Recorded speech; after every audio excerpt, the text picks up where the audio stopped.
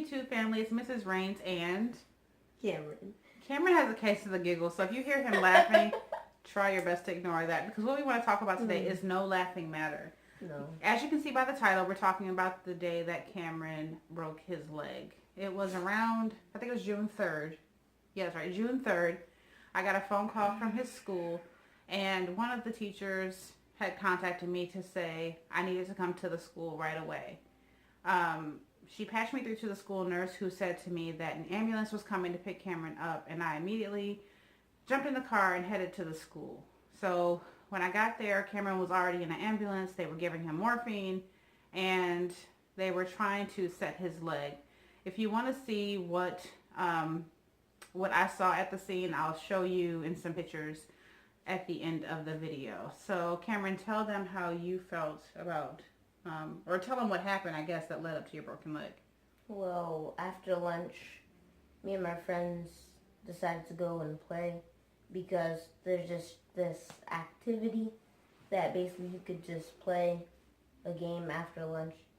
And we decided we were going to play Sharks and Minnows, where there's a person that tags and you have to run away from them from one side to the other.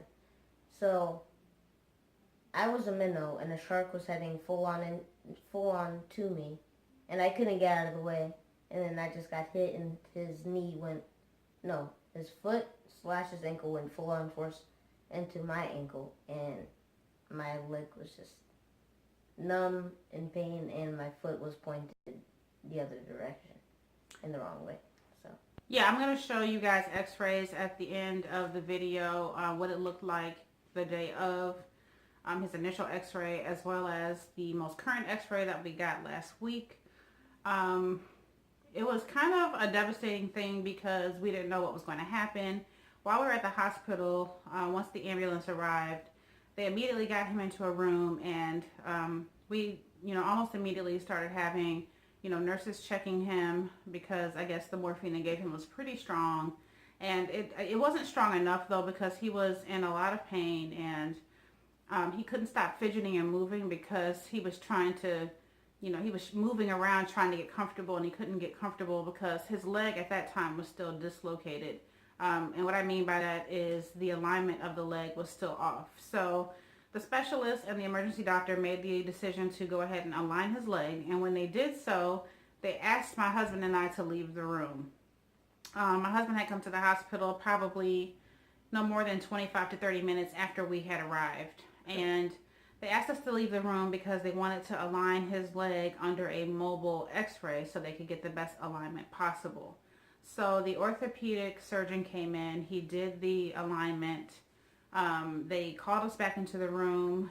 The medication they gave Cameron was like really strong. It wasn't strong enough to put him to sleep. I think they intended to put him to sleep. They dosed him twice, and he still stayed awake through the entire procedure. And he kept talking to them the whole time. I was told he was cracking jokes and all kinds of things. And what struck me the most is he actually sang like songs during the entire time. I did that verse. I was like, I need some pain medicine. He literally was singing like that, you guys. So after the hospital, we were allowed to go home. He was given a cast. It was like a temporary cast that was supposed to be there to help the swelling to reduce. He did have a small area on his leg where the bone had protruded through the leg, but it wasn't large enough to need stitches, so they really just kind of took care of that. And then, so they called it a closed reduction, basically, which means that they did not have to do anything invasive or surgical in order to get the swelling down. So he had a temporary cast. The next day, no, it was 2 days later, we went to a children's hospital here in the area, and they were able to give us his actual cast that he was going to keep for several weeks. He kept that cast, I think it was 6 weeks, and then we went back and he got a second cast. 3 weeks, I think, right? It was either 3 weeks or 4 weeks, I can't remember. But basically, he was in a cast for the entire summer. Towards the end of the summer, he did get to wear a orthopedic boot, and that was when things started looking up. He was able to start finally putting some weight on his leg. We had quite an ordeal at bath time. We had to buy like a plastic sleeve to put his leg in. my goodness. Right when I got to put my whole body under the water, I wanted to stand there for like 6 hours. Yeah, he enjoyed that first bath because we had to do like sponge baths, and if anybody has dealt with that, you already know what that's like. So he was grateful to be able to be submerged in water, even with the leg kind of hanging out. But the plastic sleeve, we got it on Amazon. It was an awesome deal. I think it was 20 to 25 bucks maybe, but it was totally worth it because he was able to take a bath without getting his cast wet, because the kind of cast he had was not one that could be wet.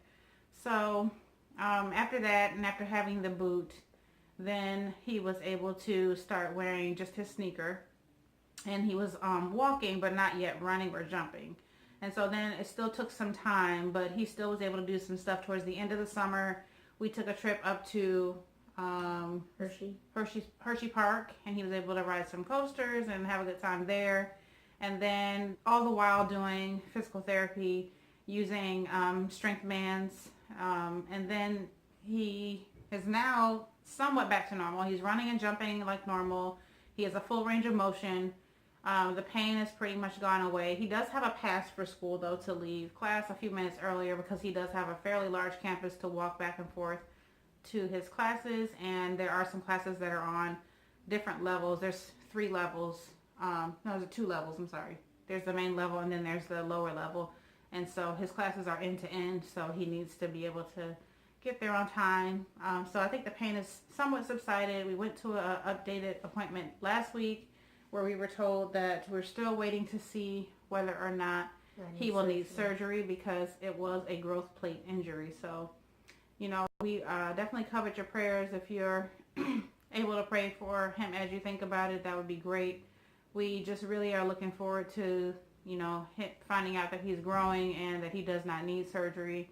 Or if he does need surgery, we just want to know, you know, what the next steps are. So that's kind of where we are. Do you want to say anything else? I had one major saying the whole time the operation was going.